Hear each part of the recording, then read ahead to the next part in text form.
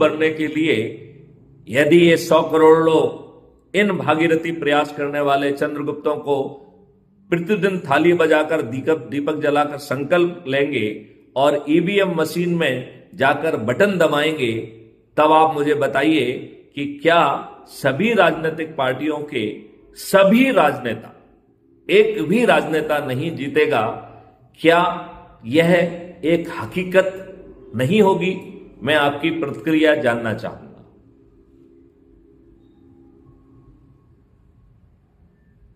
जी, ऐसा होने पे तो देश की पार्टियों के सभी राजनेता परास्त हो जाएंगे, यानी कि चुनाव हार जाएंगे और फिर फ्री भारत में यही चंद्रगुप्त सत्ता पर काबिज होके, और जैसा कहा गया है 21 लक्ष्यों को जमीन पर उतारने में सक्षम